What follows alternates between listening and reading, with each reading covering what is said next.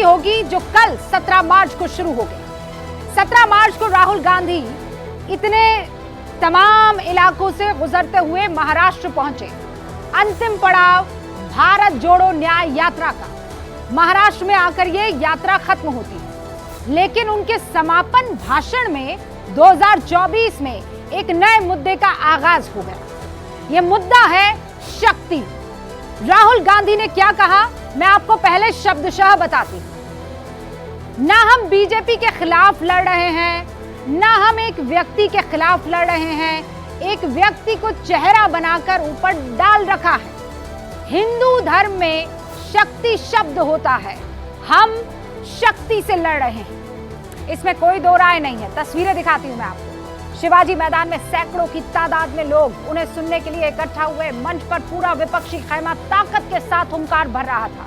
राहुल गांधी ने मानो अपनी सारी ये ताकत, वहां मौजूद जनता की ताकत, अपने उस एक बयान के जरिए नरेंद्र मोदी को ट्रांसफर कर दी। वो बयान मैं आपको सुनवाना चाहती हूं, जरा सुनिए गौर से। ना हम बीजेपी के खिलाफ लड़ रहे हैं, ना हम एक व्यक्ति के खिलाफ लड़ रहे हैं। एक व्यक्ति को चेहरा बनाकर ऊपर डाल रखा है।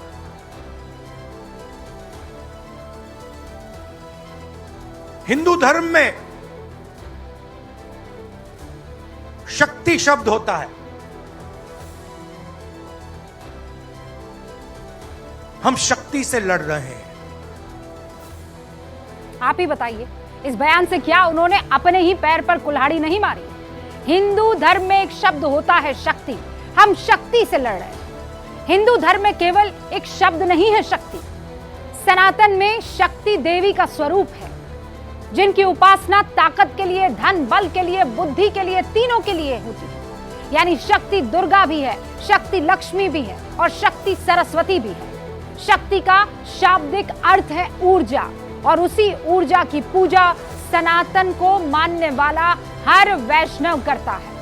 यानी शक्ति मां भी है, बहन भी है, बेटी भी है। और इसीलिए आज प्रधानमंत्री नरेंद्र मोदी ने राहुल के इस बयान को मात्र शक्ति से जोड़ दिया। सुनिए आप। मैं भारत मां का पुजारी हूं। मैं आप शक्ति स्वरूपा सब माता बहन बेटियों का भी पुजारी हूं।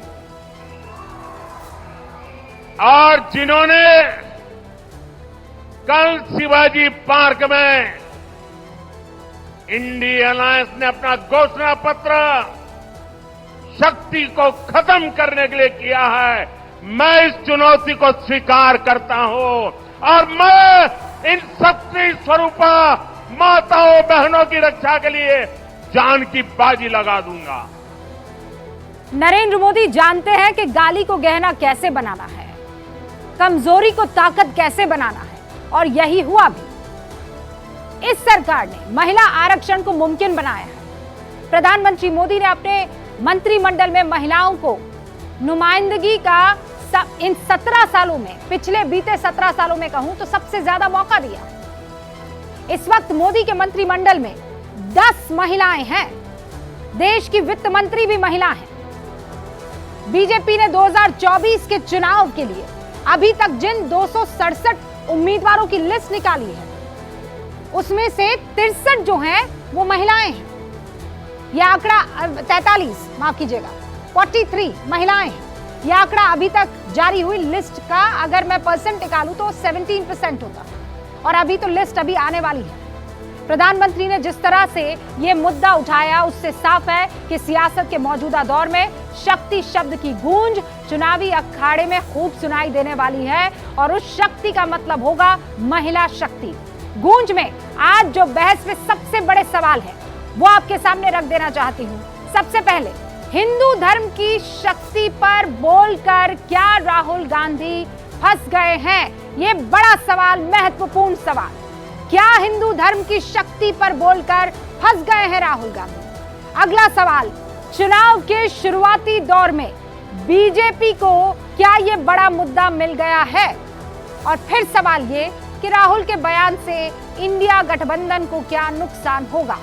इन सवालों का जवाब देने के लिए आज गूंज में हमारे साथ जो खास मेहमान शामिल हो रहे हैं उनसे आपका तारुफ करवा दूं।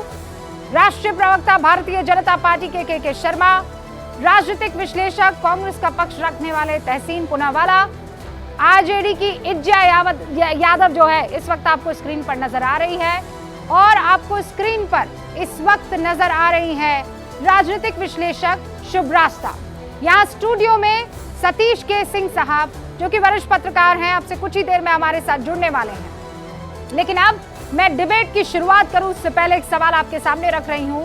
व्यूअर वोटर भी है, हम ये मानते हैं, और इसीलिए राहुल गांधी का शक्ति वाला बयान 2024 में क्या साबित होगा? सेल्फ गोल साबित होगा, मुद्दा नहीं बनेगा, या कह नहीं सकते, पता नहीं। आप लगातार वोट करते रहिएगा, इसका रिजल्ट मैं अंत में अनाउंस करने वाली हूं।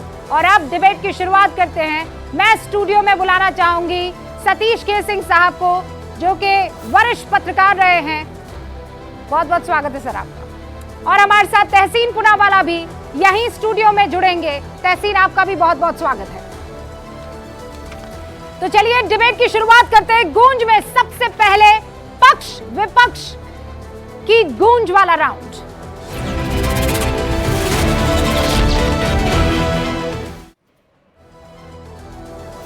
इज्जा जी, आप खुद एक शक्ति का स्वरूप हैं कि नहीं है? शुरुआत आपसे कर रही हूं। राहुल गांधी ने यह बयान देकर खुद को मुसीबत में नहीं डाल दिया है? हिंदू शब्द में एक शब्द, हिंदू धर्म में एक शब्द है शक्ति, उसे हमें हराना है। रुबाइका जी, मैं भारतीय हूँ, मैं हिंदू हूँ। बहुत भारतीय हैं जो बुद्धिस्ट हैं, इस्लाम है, क्रिश्चियन है, और हम लोग का मानना है अल्लाह ईश्वर तेरो नाम, मतलब भगवान एक है, उनके रूप अलग है। मैं हिंदू हूँ तो मैं शक्ति की पूजा करती हूँ, तो इसको मुद्दा बनाने की ज़रूरत नहीं है। राहुल गांधी के मैं पूरे बयान को सुन रहे थे, वो बोल रहे थे कि बीजेपी अपना अगर ईवीएम को छोड़ दे, ईडी छोड़ दे, सीबीआई छोड़ दे, तो वो हार ही जाएंगे। बीजेपी के पास तो कुछ मुद्दे नहीं है, कुछ काम तो वो किए नहीं है, तो बयानों का गलत फलत मतलब निकाल करके वो मुद्दे बनाते हैं। कुछ दिन पहले लालू प्रसाद यादव जी के बयान का मुद्दा सभी चैनलों पे चलता रहा कई दिनों तक। अब एक नया कुछ मुद्दा नहीं था तो इस बयान को तोड़ ममोड़ के नए नए मतलब निकाल कर बीजेपी वाले पेश कर रहे हैं। तो ये बीजेपी की पुरानी आदत है, झूठ बोलना, सच बोलना, जुमलेबाजी करना। आप ये कह रहे हैं कि लालू जी ने बयान दिया था, मुझे याद है, उनका परिवार नहीं है ना, बच्चे होते तो समझ में आता, ये तमाम बातें उन्होंने कही थी। और उसके बाद मोदी का परिवार ये ट्विटर पर ट्रेंड करने लगा था। आपको लगता है कि इस तरीके के बयानों से बचना चाहिए? राहुल गांधी को बचना चाहिए था। अगर वो बच जाते तो शायद आज प्रधानमंत्री नरेंद्र मोदी उसी शक्ति स्वरूप का जिक्र करके ये ना कहते कि अब आने वाले चुनावों में ताकत होगी ये मेरी, मर जाऊंगा लेकिन इसकी रक्षा करूंगा। देखिए रुबाइका जी, वो बयानों से बचने की बात नहीं है, बाल का खाल निकालने की बात है। बीजेपी वाले बाल का खाल निकालते हैं।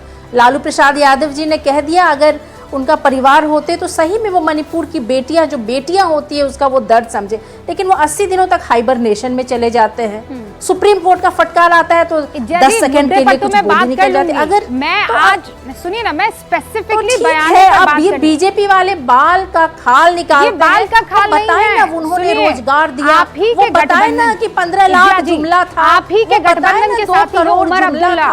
अरे वो ये कह रहे हैं कि ऐसे बयान बीजेपी को ताकत देते हैं क्योंकि उनके पास कुछ मुद्दे नहीं है। आप लोग ये मान क्यों नहीं रहे हैं कि बीजेपी बाल की खाल निकालना है, आपके लिए मुसीबत का सौदा साबित हो रहा है? आपको चुनाव लड़ना है ना, तो इन चीजों से बचा जा सकता करेगा है। मुस्कान सब जानते हैं बीजेपी को सब जानते हैं। के शर्मा जी, मुझे लगता है इज्जा यादव जो कह रही हैं, इन बयानों का रुकना अभी तो मुझे नहीं लगता है संभव है, और आप लोगों का इन्हीं बयानों के आधार पर आगे बढ़ना मुझे लग रहा है वही हो रहा है।